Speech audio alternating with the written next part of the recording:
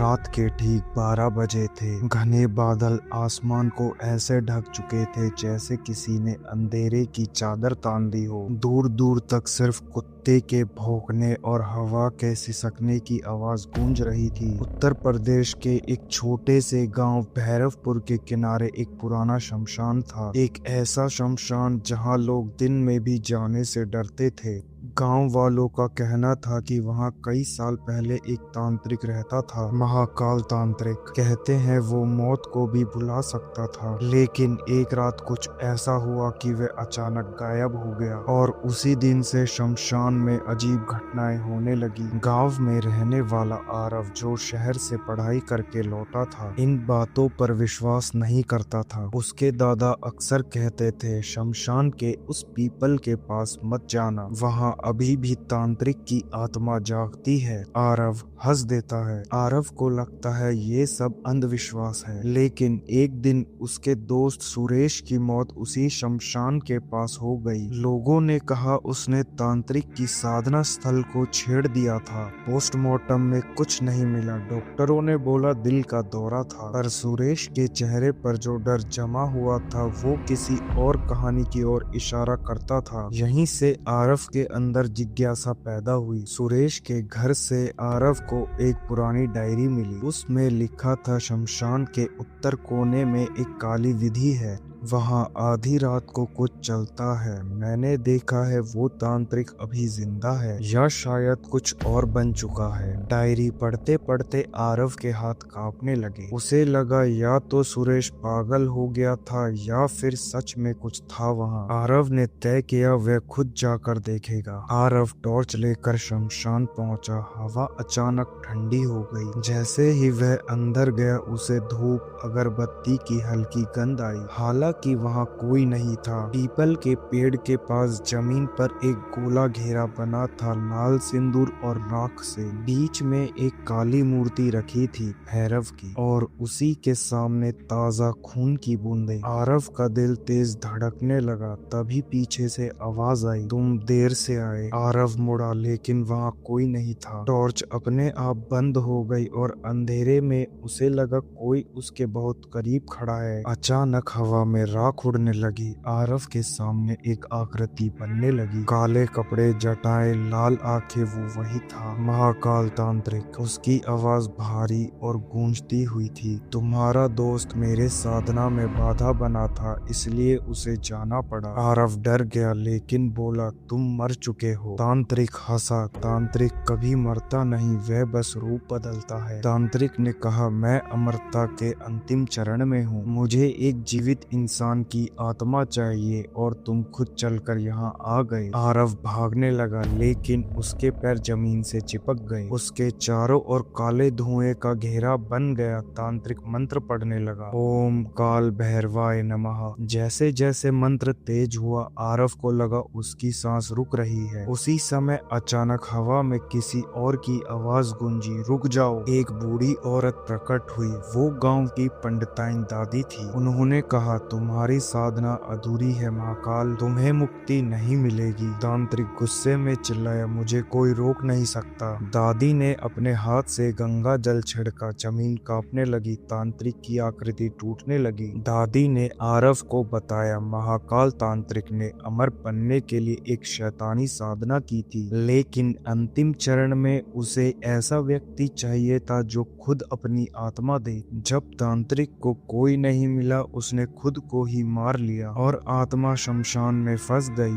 तभी से वो तांत्रिक किसी को भी पकड़कर अपनी साधना पूरी करना चाहता था। तांत्रिक फिर से प्रकट हुआ और अब और भयानक रूप में। उसकी आंखों से खून बह रहा था और वो चिल्लाया, आज मुझे कोई नहीं रोक सकता। पूरे शमशान में चीख की आवाज गूंजने लगी। दादी ने आरव से कहा, उसकी विधि तोड़ दो। आरव ने डरते डरते विधि पर रखा काला पत्थर उठाकर फेंक दिया। जैसे ही पत्थर टूटा, तांत्रिक दर्द से चीखा। आसमान में बिजली चमकी। चमकी। तांत्रिक की आत्मा हवा में घूमने लगी। उसने आखिरी बार कहा, मैं फिर लौट दूंगा, और अचानक वह राख बनकर उड़ गया। शमशान में सन्नाटा छा गया। अगली सुबह गांव वालों ने देखा पीपल के पेड़ के नीचे राख का ढेर पड़ा था। सब ने राहत की सांस ली, लेकिन उसी रात आरव को सपने में वही आवाज सुनाई दी, साधना अभी खत्म नहीं हुई। आरव की आंख खुली और उसके कमरे के कोने में काले धुएं की एक हल्की आकृति खड़ी थी। लाल आंखें और धीमी हंसी। कहानी यहीं खत्म नहीं होती, क्योंकि कुछ शक्तियां कभी पूरी तरह खत्म नहीं होती,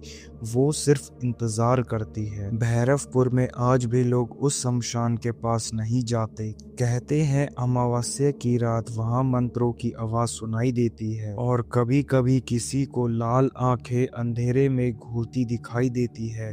शायद महाकाल तांत्रिक सच में खत्म नहीं हुआ, या फिर क्या पता वो अगली आत्मा का इंतजार कर रहा हो। आरव ने उस रात के बाद खुद को समझाने की बहुत कोशिश की कि सब एक बुरा सपना था, लेकिन सच उससे पीछा नहीं छोड़ रहा था। उसके कमरे की दीवार पर सुबह उठते ही अजीब काले निशान दिखते, जैसे किसी ने राख से उंगलियों के निशान बनाए हों। और सुबह डरावनी बात, हर रात ठीक 3 बजे उसकी नींद खुल जाती और हर बार कमरे में धूप और जली लकड़ी की गंध होती। एक रात अचानक उसे अपने कान के पास फुसफुसाहट सुनाई दी, विधि अधूरी है, आत्मा बंधी है। आरव घबरा कर उठ बैठा। कमरे में कोई नहीं था, लेकिन इस बार उसने साफ देखा फर्श पर राख से बना वही गोल घेरा जो आरव ने शमशान में देखा था। अब उसे समझ आ गया, कुछ उसके साथ घर तक आ चुका था। अगली सुबह वह भागकर दादी के पास गया।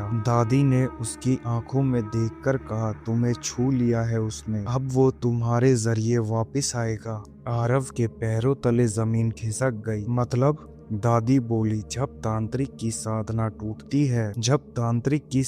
टूटती है तो वो सबसे मजबूत मन वाले को अपना माध्यम बना लेता है। आरव समझ गया, वो अब शिकार नहीं, दरवाजा बन चुका है। दिन गुजरते गए। आरव को महसूस होने लगा कि उसकी परछाई उसके साथ नहीं चलती, कभी आगे कभी पीछे। एक दिन उसने दर्पण में देखा, उसकी आंखें एक पल के लिए लाल हो गई और उसके पीछे खड़ी परछाई मुस्कुरा रही थी। लेकिन असली डर तब शुरू हुआ जब गांव में लोगों की अचानक मौत होने लगी। हर लाश के पास वही राख का घेरा मिलता। दादी ने एक रात आरव को शमशान ले जाकर कहा, आज अमावस्या है, आज फैसला होगा। विधि के पास पहुंचते ही जमीन कांपने लगी और उसी के मुंह से गूंजती आवाज निकली, मैं लौट आया। दादी चिल्लाई, नहीं, अभी नहीं। तभी उन्हें समझ आया, तांत्रिक बाहर से नहीं, आरव के अंदर से जाग रहा था। दादी ने कांपती आवाज में कहा, आरव, तुम इस गांव में जन्मे ही नहीं थे। आरव ने दर्द में पूछा, तो मैं कौन हूँ? दादी की आंखों में आंसू थे। 20 साल पहले महाकाल तांत्रिक ने एक बच्चे को मंत्र से जीवित किया था, ताकि वो बड़ा होकर उसका नया शरीर बने। आरव की सांस रुक गई। वो बच्चा तुम थे।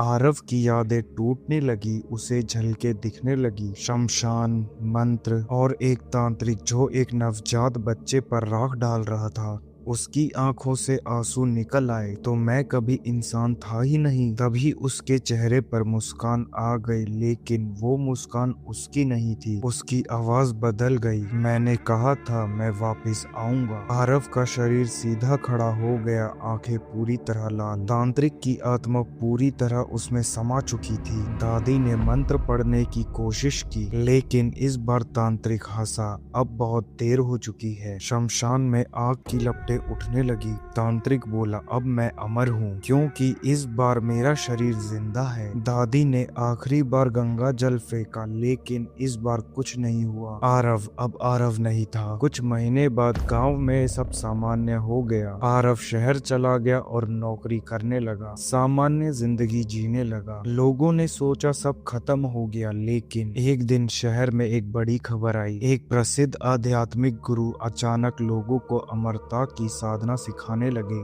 उनके लाखों फैन बन गए, और जब टीवी पर उनका चेहरा दिखा तो वो आरव था। कैमरे की तरफ देखते हुए उसने हल्की मुस्कान दी और उसकी आंखें एक पल के लिए लाल चमकी, जैसे वो स्क्रीन के पार सीधा आपको देख रहा हो।